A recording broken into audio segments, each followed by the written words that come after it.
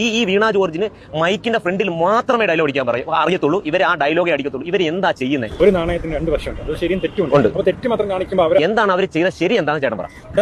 രണ്ടാമത് വന്ന പാർട്ടി ജനങ്ങൾ മണ്ടരായോണ്ട്, ജനങ്ങൾ വെറും കഴുതകളായോണ്ട് രണ്ടാമത് ചെയ്ത ജനങ്ങൾക്ക് ഇപ്പൊ മനസ്സിലായി എന്താണ് പിണറായി വിജയൻ എന്നും. പിന്നെ കോൺഗ്രസ് എന്ന് പറഞ്ഞ പാർട്ടി കഴിവില്ലാത്ത പാർട്ടിയാണ്. നല്ല നേതാക്കൾ അതിനകത്തുണ്ട്, ചെറുപ്പക്കാരായ നേതാക്കൾ, ഷാഫി പറമ്പിൽ, രാഹുൽ മാങ്കൂട്ടം, അങ്ങനെ നല്ല നല്ല നേതാക്കളുണ്ട്.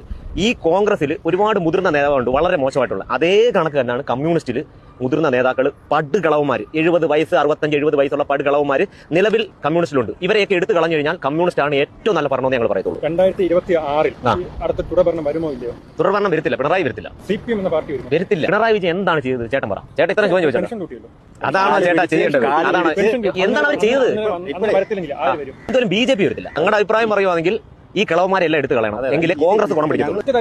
സുരേഷ് ഗോപി തൃശ്ശൂർ MP ഒരു 4 ദിവസത്തെ പട്ടി ഷോ കാണിച്ചു. പബ്ലിക് ഓപ്പൺ പട്ടി ഷോ കാണിച്ചു. സുരേഷ് ഗോപി ഷോ ഇല്ലെന്ന് പറയുന്നില്ല. സുരേഷ് ഗോപി പൂർണ്ണമായിട്ട് 70% ഷോ കാണിക്കുന്നുണ്ട്. ഇല്ലെന്ന് പറയും. ഇതിനകത്ത് ആരാണ് ഷോ കാണിക്കാത്തത്? ഈ മന്ത്രിമാരായാലും പ്രതിപക്ഷ നേതാക്കളായാലും MLA മാരായാലും മുഖ്യമന്ത്രി ആയാലും AC കാറി അണ്ടിപ്പരുമ്പ് തിന്ന് നടക്കുക, അല്ലാതെ ഒരു പ്രയോജനവും ജനങ്ങൾക്ക് വേണ്ടി ചെയ്തു. പിണറായി വിജയന്റെ ഭരണം അവസാനിക്കുന്ന സമയത്ത് നോക്കിയോ നിങ്ങൾ 3 മാസം 2 മാസത്തിനകം എല്ലാ കാര്യങ്ങളും ചെയ്തു കൊടുക്കും. എന്തുകൊണ്ടാണ് ജനങ്ങളായ പൊട്ടന്മാരാകുന്നത്? തിരുവനന്തപുരത്ത് റോഡ് ബ്ലോക്ക് ചെയ്തിട്ടാണ് ആശാവർക്കന്മാരും ഫുള്ള് നിൽക്കുന്നത്. ഇവരൊക്കെ എന്തുകൊണ്ട് അടിച്ചോടിച്ചാൽ അവിടെ ഭവിഷ്യത്തുണ്ടാവും. അടുത്ത ഇലക്ഷൻ ഇതൊക്കെ ബാധിക്കുന്നുള്ള വ്യക്തമായിട്ട് അറിയാം. ഒരു ജനപ്രതിനിധി എന്ന് പറഞ്ഞ പാർട്ടിയുടെ തീരുമാനമല്ല ചെയ്യണം.